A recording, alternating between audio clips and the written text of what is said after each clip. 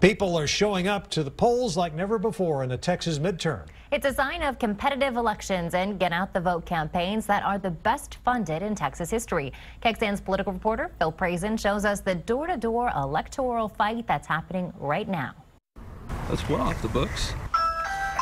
I'm with Governor Abbott's campaign, and we're just out reminding people that early voting's begun. You're looking at the nuts and bolts of politics in 2018. You can vote until November 2nd, and then Election Day is on November 6th. Over the past year, Governor Abbott's campaign collected data on likely voters. That one has a John Carter. Yeah, let's try that. Now, campaign staffers Madison Huerta and Alex Fulton walk the neighborhoods to get them to turn out. When we talk to someone in person, they're 8% more likely to turn out on Election Day. All of these green dots are voters that we want to try and talk to before Election Day. GPS mobile apps in hand, more than 100 paid staffers are out across Texas in battleground areas. These two wanted to make sure Mark Saunders already voted.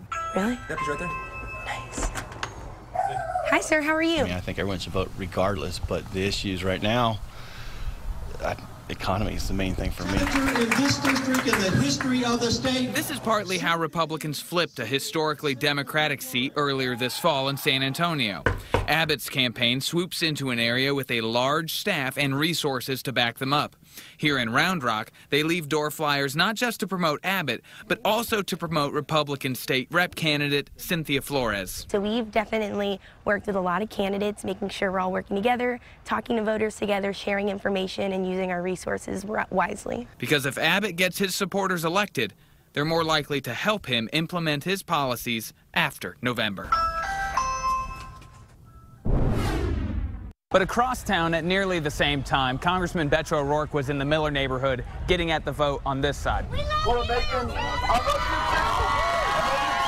It looked like more than 200 people showed up in one of Beto ORourke's Get Out the Vote rallies. His campaign team sold shirts, got information from people, and then worked to take people to vote. These pop-up rallies are part of his strategy during early voting. His campaign says 25,000 volunteers have knocked on more than 1 million doors. We may do 1 million more before this is all said and done on the 6th of November. So that money is going to support people, talking to people, and those people deciding the election of our lifetime. With less than a week until Election Day, we've seen a historic amount of money on these races, both being raised in the state and then also coming into the state. That's a change from years in the past where Texas sends its money to fund races around the country. Definitely not the case this time in 2018. In Austin, Phil Prazen, KXAN News. Senator Ted Cruz's campaign's bus made stops in Midland, Lubbock, and Amarillo today. At last night's stop in San Angelo, he referenced the caravan of Central American migrants.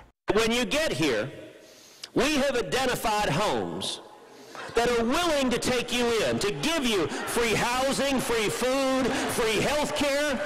And every one of these homes is helpfully self-identified with a little black and white sign that says Bethel. Don't bother knocking, just kick the door in. They don't believe in walls, so just let yourself in and make yourself at home.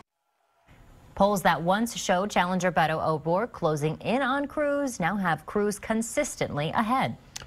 Voters